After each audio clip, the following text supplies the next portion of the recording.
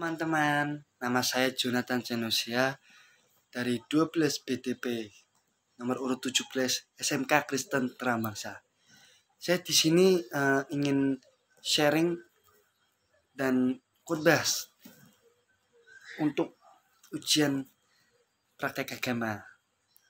Sebelum saya membicarakan firman Tuhan, marilah kita berdoa terlebih dahulu. Tuhan, sekarang hamba-Mu akan menyampaikan firman-Mu.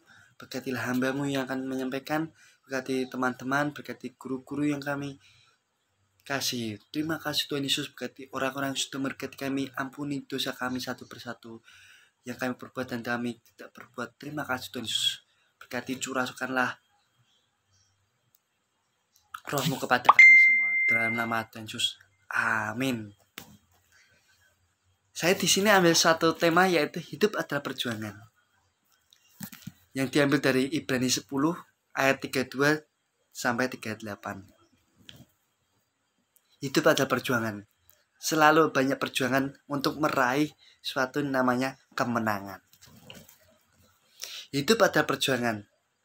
Jika kita boleh ada sebagai mana kita saat ini, kita tentu telah banyak melalui persoalan, tantangan yang begitu berat pada masa lalu. Pada saat kita telah melewati tantangan, persoalan-persoalan hidup ini, kita sadari ada pengorbanan yang benar kita melewatinya. Yaitu apa? Janji Tuhan. Terkadang manusia melupakan janji-janji Tuhan. Ya, berhasil karena kekuatannya sendiri.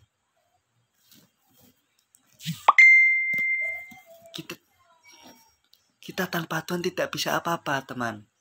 Tidak bisa apa-apa. Kita butuh selalu Tuhan. Apa yang kita miliki, syukuri. Itu karena berasal dari Tuhan. Bukan kekuatan kita sendiri, bukan. Itu semuanya dari Tuhan. Janji Tuhan tidak akan pernah meninggalkan kita. Percayalah.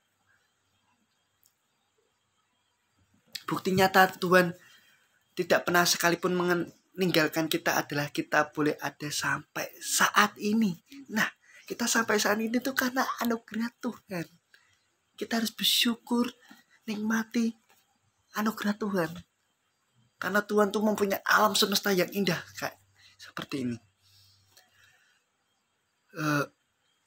Dalam mempertahankan iman, kita harus tetap berpegang pada janji Tuhan.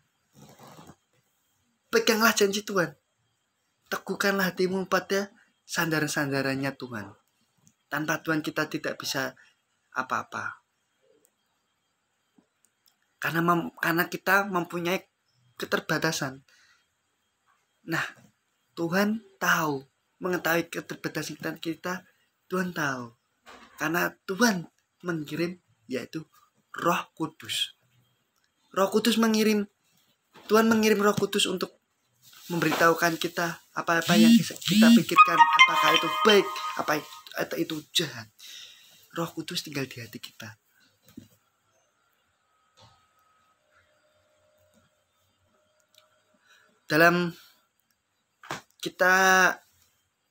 Dalam Efesus 6 ayat 12 tertulis bahwa mengatakan perjuangan kita adalah melawan kuasa kegelapan dan tipu daya iblis datang bagaikan singa yang meraung-raung dan juga menyamar sebagai malaikat terang sehingga kita tidak menyadari bahwa kita dapat jauh dari Tuhan walaupun menurut pandangan kita itu baik. Nah,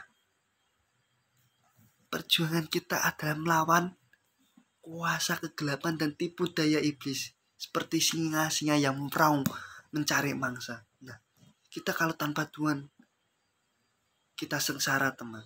Tuhan sudah menebus di kayu salib demi kita, demi anak manusia, domba-dombanya, demi saya dan saudara. Banyak sekali tantangan yang dihadapi anak-anak Tuhan. Banyak sekali. saat ini sehingga perjuangan yang sangat berat untuk dapat mempertahankan iman percaya kepada Tuhan Yesus. Saya ambil salah satu contoh tokoh Alkitab, yaitu yang selalu berpegang teguh imannya kepada Tuhan, yaitu siapa? Ayub. Kita harus mencontoh Ayub. Ayub sangat hebat yang memegang teguh janjinya pada Tuhan, bahwa Tuhan tidak akan meninggalkan sekalipun anak-anaknya dan dia. Walaupun persoalan, tantangan datang bertubi-tubi kepada Ayub, tetapi Ayub tetap berteguh, berpegang pada janji Tuhan. Nah, hebat sekali. Kita dapat lihat bahwa kehidupan Ayub setelah dipulihkan Tuhan, ia dipermuliakan. Persoalan sesulit apapun, bagaimana kita dituntut untuk bertahan di tengah persoalan, sehingga kita dapat mau bertahan dan keluar dari masa tersebut, sehingga kita memperoleh mahkota kehidupan.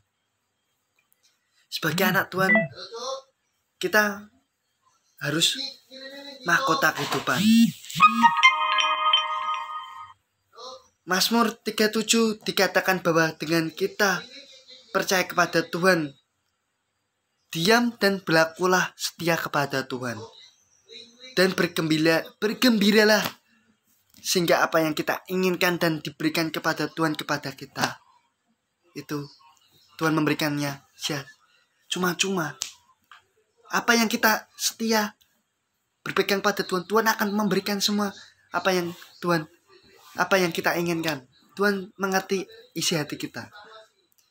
Saya mempunyai 3 syarat untuk meraih upah-upah, untuk menerima mahkota kehidupan. Yang satu adalah hiduplah dengan iman. Iman adalah pengharapan dan kasih. Tanpa kasih kita tidak bisa apa-apa. Tanpa iman kita juga tidak. Makanya iman adalah kasih. Yang kedua adalah jangan kita melepaskan keyakinan kita. Tidak boleh untuk melepaskan keyakinan kepada orang yang kita sayangi atau kita cintai. Tidak boleh. Tuhan tidak mau melihat domba-dombanya hilang ke jalan yang tidak benar. Dilarang untuk memberikan keyakinan kita kepada orang lain. Yang ketiga adalah jangan kita untuk mengundurkan diri. Kita tidak boleh mengundurkan diri dari agama kita, dari persoalan kita, tidak, dari apapun juga tidak boleh. Tuhan tidak ingin kita lari dari persoalan-persoalan yang Ia berikan kepada kita. Apa yang kita tebur, kita akan tabur, tuai. Amin. Sekian dari khotbah saya. Mari kita berdoa. Tuhan Yesus, terima kasih atas berkat pada pagi hari ini. Sekarang kami sudah mendengarkan firman-Mu. Terima kasih atas berkati firman-Mu sebagai rema buat kami. Di dalam nama Tuhan Yesus kami sudah berdoa mengucap syukur. Amin. God bless you.